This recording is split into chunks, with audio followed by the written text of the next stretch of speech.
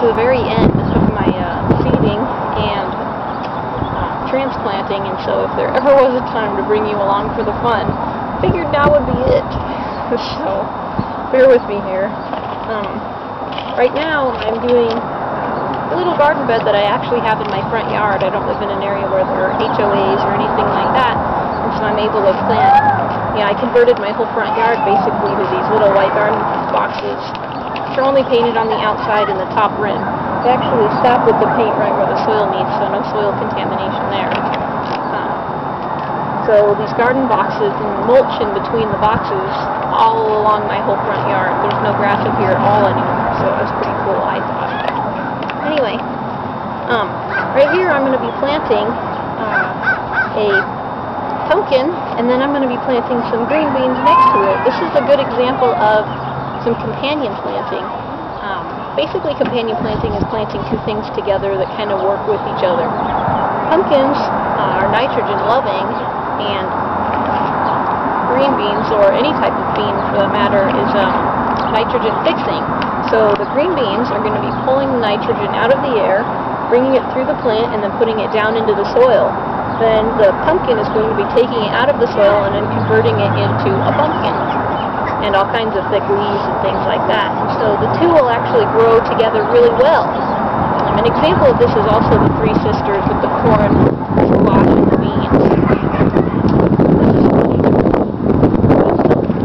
Still a useful companion planting. Anyway, on the back of the seed packet it says to space them out 2 to 4 inches. So what does that really compare, how does that really calculate into what it would look like in your garden? Well, what I do is I take a tape measure and I just lay it down. And then I basically draw lines with my handy dandy seed starting stick. Remember this cool little tool from the seed starting video? I use this in my garden outside as well as in my greenhouse inside. So I'm going to just go ahead and draw some lines right at the 0 mark. And then I'm going to do 3 inches. If it says 2 to 4, I think 3 sounds about right. So 3,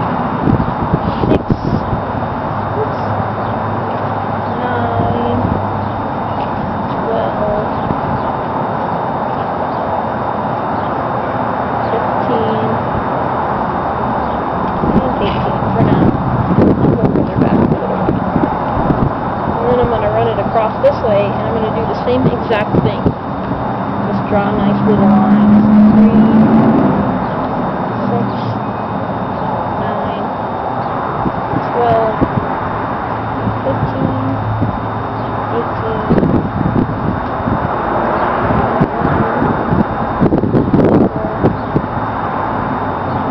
Looks like I might be able to squeeze one more quick row in here. So now that I have these lines drawn up and down and across, there's these nice little intersections, and that's what I drew the lines for. So now at each one of those little intersections I can put a bean seed, and they will all be spaced out exactly how well they want to be spaced out. You can see exactly where they are. I hope you can see them. They're white, so they're pretty, bright colored.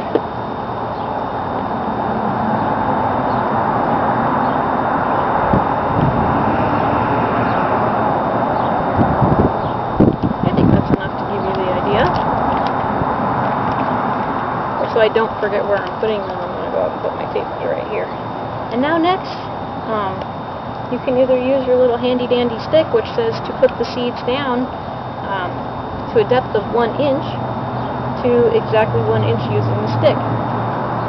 Or you could use your finger. I just use the stick to measure out to about where it goes, and then I poke down with my finger about to the right depth. Personally, I like to use my finger when the soil is dry enough that it'll let me, and I like to use the stick when it's a little wetter. But you do have to be careful with them, because if you push too hard in really heavy, wet soil or something, you can break the seeds.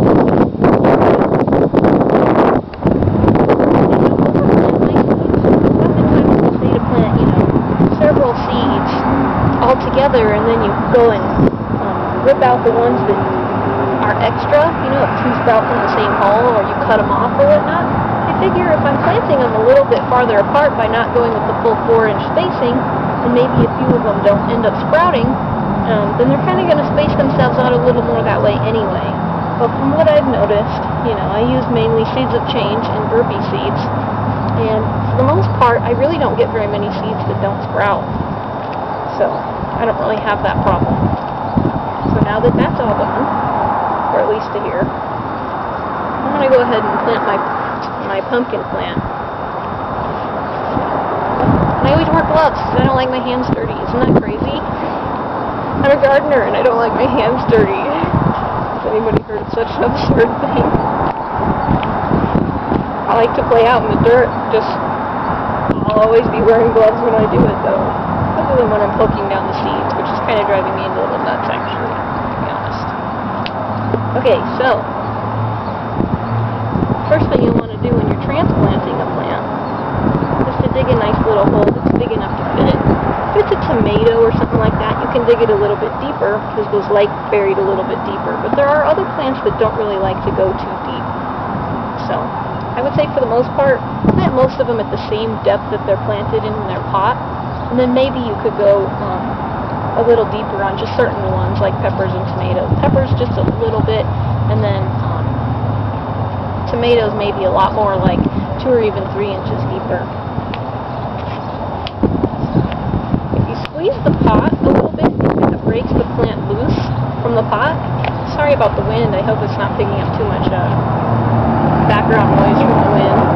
Hope you're able to still hear me okay. And then you can turn over the pot upside down, and then the pot will let go of the plant. And that makes it so you don't have to pull the stem out, which you can damage the plant by doing that.